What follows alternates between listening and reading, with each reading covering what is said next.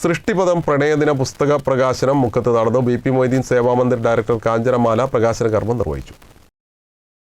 സൃഷ്ടിപദം പ്രണയദിന പുസ്തക പ്രകാശനമാണ് ലോക പ്രണയദിനത്തിൽ മുക്കം CTV ഓഡിറ്റോറിയത്തിൽ നടന്നത്. കാഞ്ചനമാല പുസ്തക പ്രകാശനം നിർവഹിച്ചു.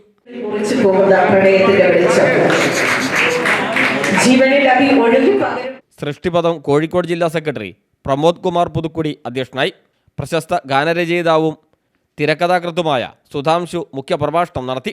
സൃഷ്ടിപദം സംസ്ഥാന പ്രസിഡന്റ് ബിന്ദു രാജീവ് 12 പ്രണയ കവിതാ ലേഖന സമാഹാരങ്ങൾ ഏറ്റുവാങ്ങി.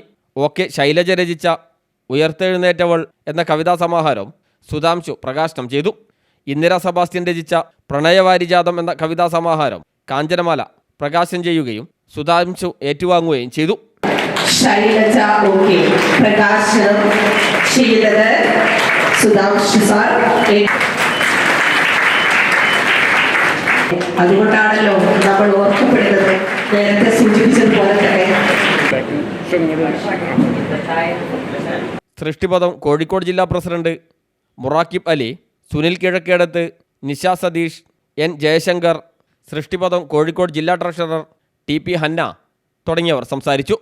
നാടൻപാട്ട് കലാകാരി ഷൈനി പ്രകാശ്, ആശാലത ജഗദീഷ് എന്നിവർ അവതരിപ്പിച്ച നാടൻപാട്ട് വിരുന്നു ചടങ്ങിന് മിഴിവേകി. News bureau, Mukkam.